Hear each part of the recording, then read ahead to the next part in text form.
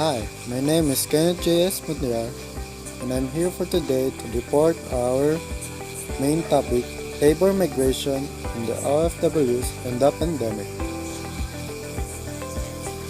Next is our table of contents, which is first, introduction, second, labor migration in the Philippines, and third, pandemic in the OFWs, and lastly, the conclusion. Introduction to the main topic, economic globalization and migration. Good day everyone, this is Vilmar D. Villones. Introduction. The ongoing global COVID-19 crisis and border restriction continue to have an adverse impact on human mobility, with migrant workers and their remittance-dependent communities being summed up as some of the most vulnerable groups. In 2020, the Philippines saw a drastic 75% reduction in deployment of overseas Filipino workers, or OFW, which constitute the lowest deployment numbers in over 3 decades. Meanwhile, the number returning overseas Filipino reached nearly 800,000 by the end of December 2020. Economic globalization referred to increasing interdependence of the world economies as a result of growing scales of cross-border trade of commodities and services, flow of international capital, and wide and rapid spread of technology. Kung nag-wonder mo nga nung ang labor migration i-connect sa economic globalization, it's because economic globalization are also transportation. Labor migration, it's transport from their state to another state, and that is also economic globalization of transportation from the economy to another economy. There's a goods or a people, so that is economic globalization. Migration is first and foremost a normal human activity. So gitawag siya human activity kay ginabuhat na siya normally, say matag adlaw, say pod matag bulan.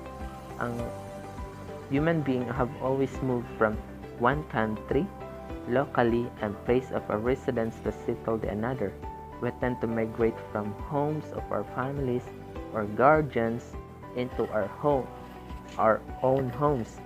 So maingon tag kwan, migrate kung sabot ako diri sa mong balay, tapos niadto ko dito sa balay sa kong parents sa laing lugar, migrate na siya.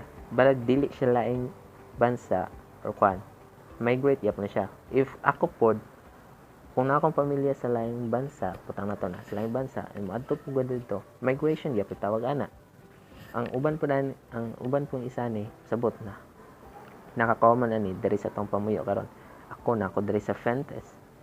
Pag moadto kog syudad, na ako'y adtuon dito nga kwan na pwede po kong makastay, pwede na siya matawag ng migration, or pwede po trabaho, migration yapon ang tawag na kay ni transport kanang si tawag na move from another place to another place, muna siya ang migration.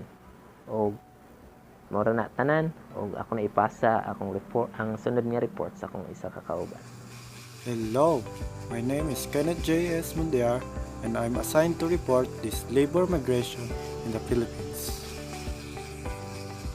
Labor migration is defined as the movement of persons from their home state to another state for the purpose of their employment.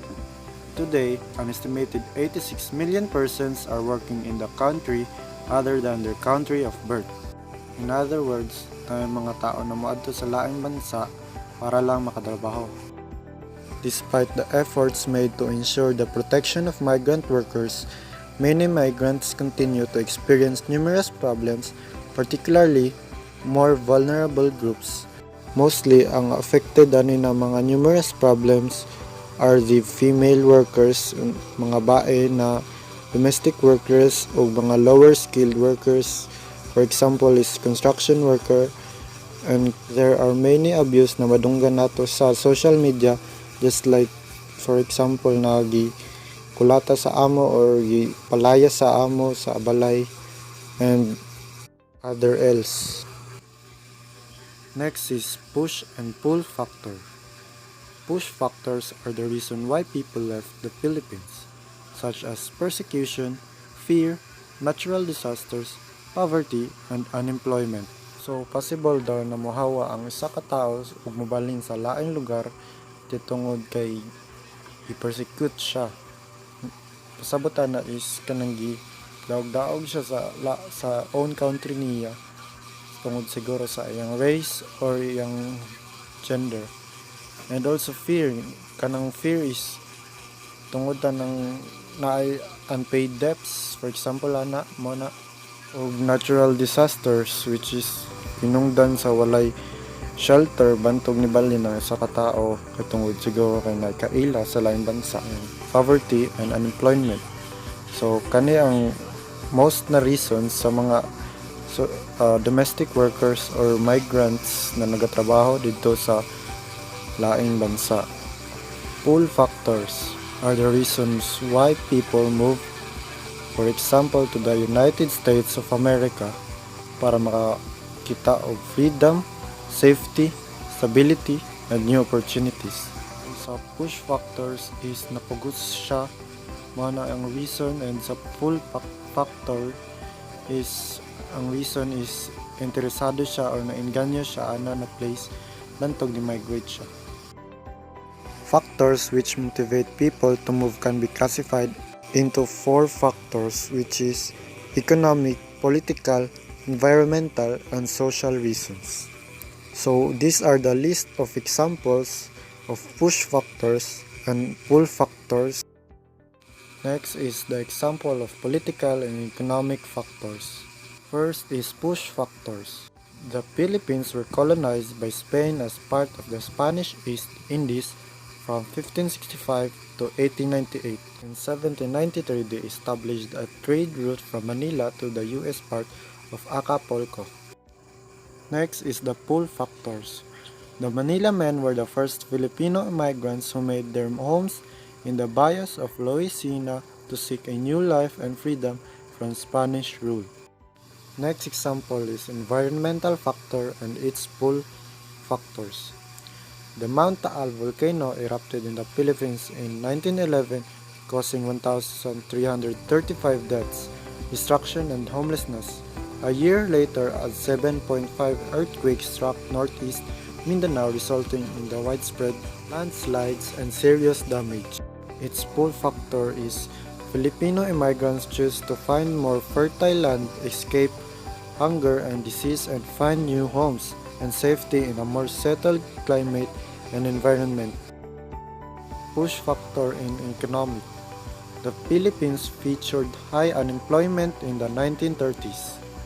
In its pull factor, Filipino immigrants took the opportunity to build a new life and gain new employment in America. Next example of push factor in political. The 1965 Hart-Celler Act lifted restriction on immigration, and its push factor. People look at security and employment potential in America. And I pass the baton to Michael Aliover Apos.